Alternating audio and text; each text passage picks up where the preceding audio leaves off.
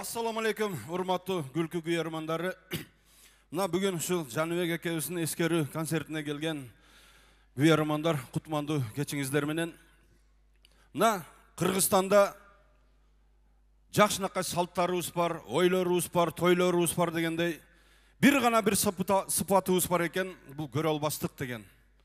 Ушул көрө албастыктын айынан көптөгөн нерселер өзгөрүп баратат. Мына бирөөлөрдү пах этип атып кетип атат. Ал эми бирөөлөр качып кетип атат. Саясатка сайылбай эле коеюн, сасып кетип атат дегендей. Бир эки дос болуптур. Бир күнү бир досу байып кетип, машина алайын деп досуна барып, досум, бир машина алайын деп аттым менен бир жакшы кеңешиң бербейсиң бизге? Бая досунун ичине ит өлүп көрө албастыктан, чындап эле машина алган атасыңбы? Машина алсаң жакшы, бирок эки варианты бар дейт.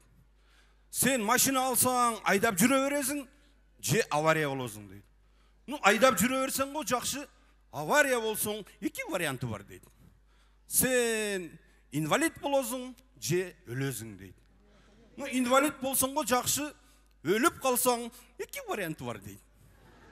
Сени алып барып көмүп таштайт, же моргка алып барып таштайт.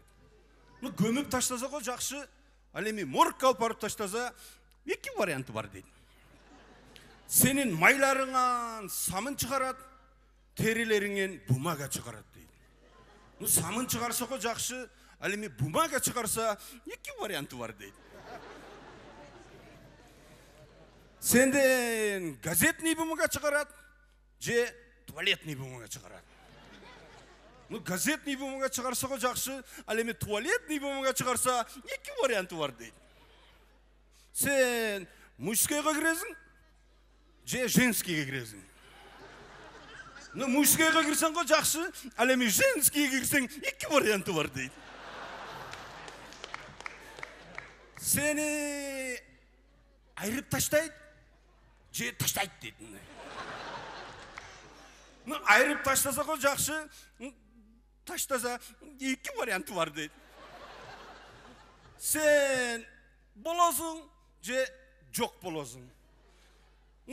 Болсоң го жакшы, жок болсоң вообще варианты жок деген экен, урматтуу туугандар.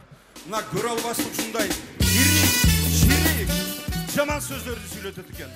Ошондуктан кыргыз эли бир мушнундай түйүлүп ынтымакта болсок, ушундай салтанаттар, ушундай тойлор, жакшылыктар болот экен. Ошондуктан эч качан бири-бирибизди көрө албастыкты, ушундай жакшы сыпатыбыз, жакшылыкты, бири-бирибизге жардам берүүнү